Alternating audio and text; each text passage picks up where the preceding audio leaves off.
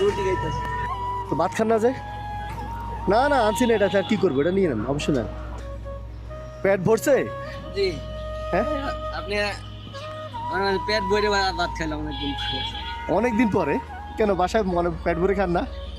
বাসায় খায় মানে রাস্তা আসার পরে মানে ভাত খাওয়া হতো না। ও আচ্ছা, মানে আপনি টোটালি বাইরে ভাত খান না, মানে এই রুটি কলা রুটি কলা খাই থাকেন। সিঙ্গারা। বাসা জানে যে আপনি দুপুরে ভাত খান না?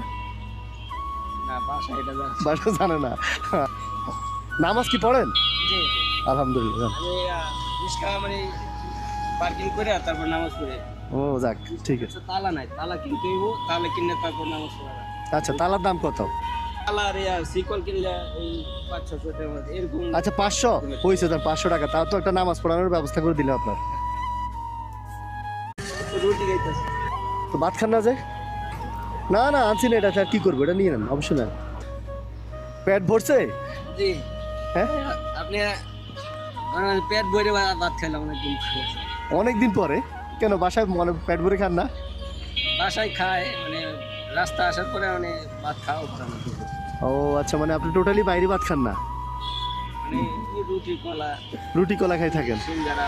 বাসা জানে যে আপনি দুপুরে ভাত খান না?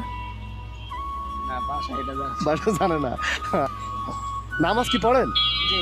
আলহামদুলিল্লাহ। আমি রিক্সা মানে পার্কিং করে তারপর নামাজ পড়ে। ও যাক, ঠিক আছে। তালা নাই, তালা কিনতে হইব, তাহলে কিনলে তারপর নামাজ পড়া। আচ্ছা, তালার দাম কত? তালা আর সিকল কিনলে এই 500-600 টাকার মধ্যে এরকম। আচ্ছা 500 হয়েছে, তার 500 টাকা, তাও তো একটা নামাজ পড়ানোর ব্যবস্থা করে দিলে আপনার।